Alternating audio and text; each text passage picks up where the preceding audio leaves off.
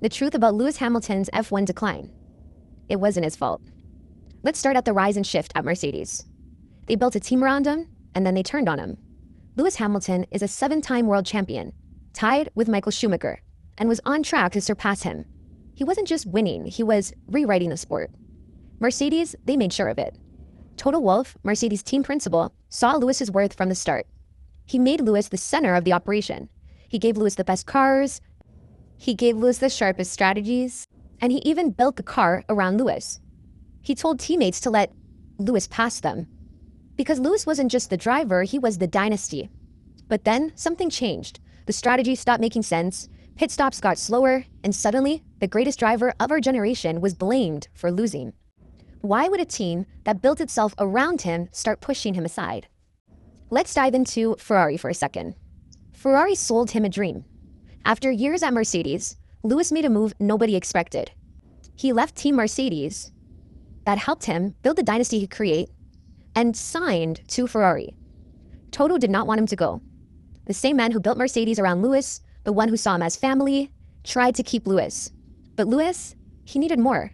Mercedes stopped prioritizing him, and Ferrari offered Lewis a future, a new car, a new legacy, a seat built around him, and to make him a priority. They sold him a dream of redemption.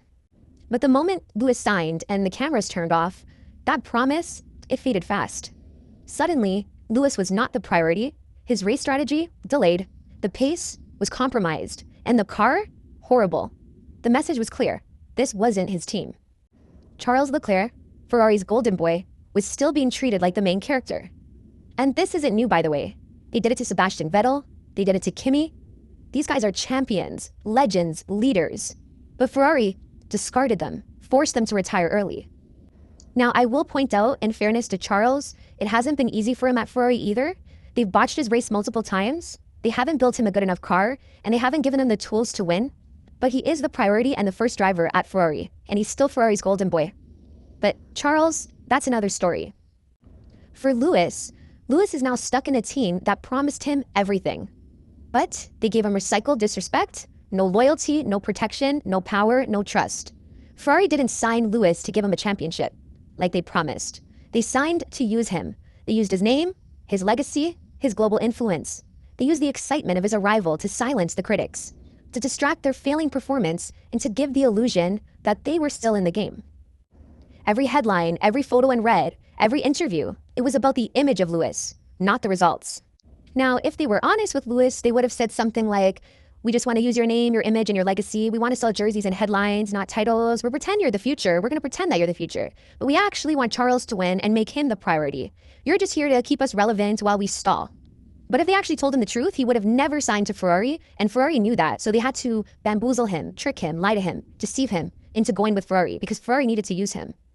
Ferrari's now made him take orders, let Charles pass him, drive a car that can't deliver, and throw him in the disorganization and mess of Ferrari's team, especially those horrible engineers that they have. A race engineer controls the strategy, the updates, the tire info, and the car settings during the race. Lewis walked into a chaotic and toxic system with no trust and a track record of engineers screwing over the drivers. But is this Ferrari's fault? Or is there something more sinister, more deeper, more political, more behind the scenes that we don't know about? Quietly, Ferrari is doing exactly what the FIA wants with Lewis, to burn him out, break him down, humiliate him, enough where he retires early. But what they didn't expect is that Lewis doesn't fold. Now we're going to bring it back to the robbery, how the FIA broke the game. Let's rewind to 2021, where Lewis should have been an 8th world title champion. Here's what really happened. It was 2021. It was the final race of the season in Abu Dhabi. Lewis was dominating the whole race. He had the lead, he had the pace. He was on his way to breaking the record of the world's most titles. Just 5 laps to go, a crash happened with another driver, Nicholas Latifi. The driver hit the wall. Then the safety cars come out. Lewis had already pitted earlier, so he was on old tires. Max Verstappen, his team called him in for fresh tires, a huge advantage if the race restarted. In Formula One, when there's a crash near the end of the race, the safety cars come out.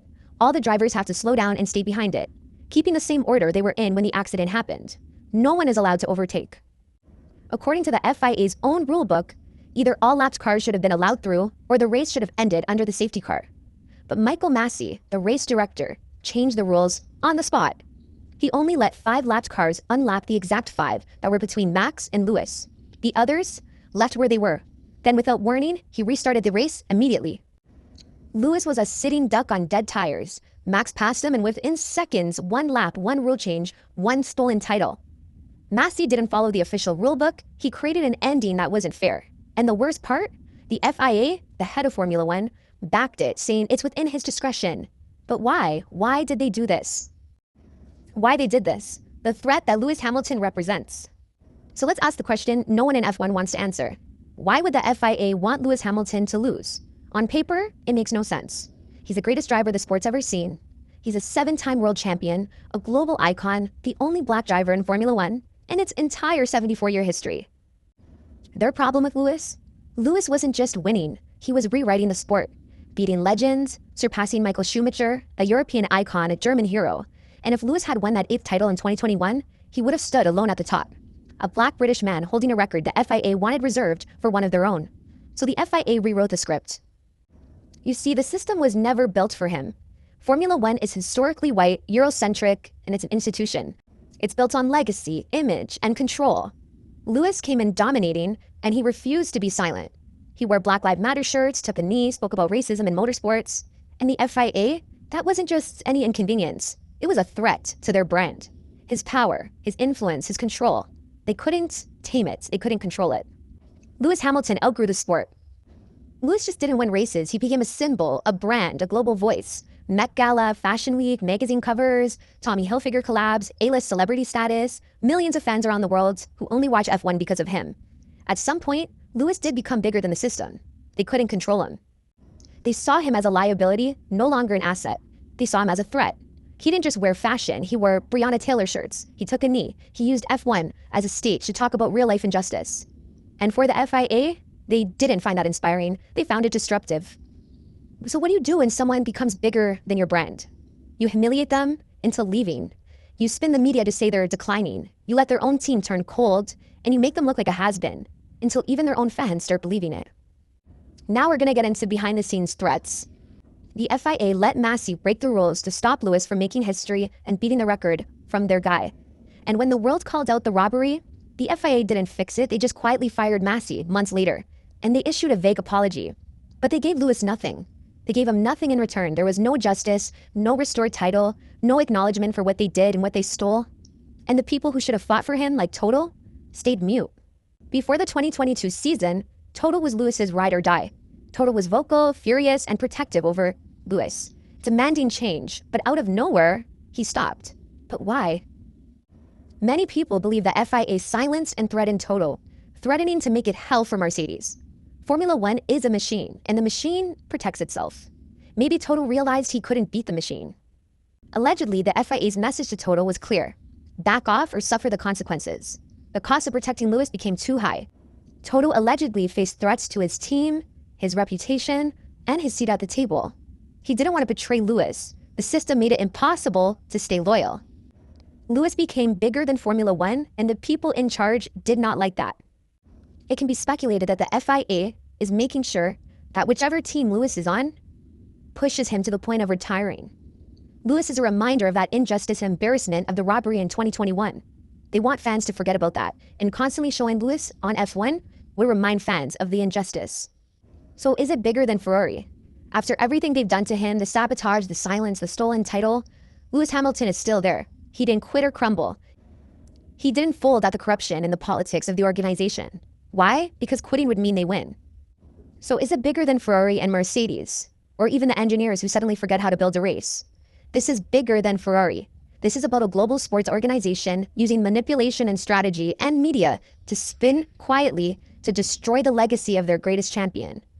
So this is how the FIA treats the best driver F1 has ever had.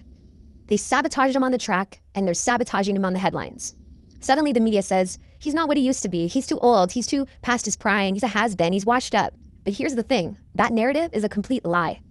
The truth they don't want you to see. At age 39, Lewis is still out-qualifying, out-driving, and outlasting young drivers. His fitness, consistency, and awareness are elite. The only thing that changed is the machinery underneath him. No driver wins in a bad car. But they want you to forget that. They want you to believe Lewis is declining so they don't have to explain why they're pushing him out of F1. This is a manufactured downfall. They are actively trying to humiliate him into retiring, and Ferrari definitely has been pressured to push this agenda. The FIA wants the fans and headlines turning on him and let the legend fade quietly.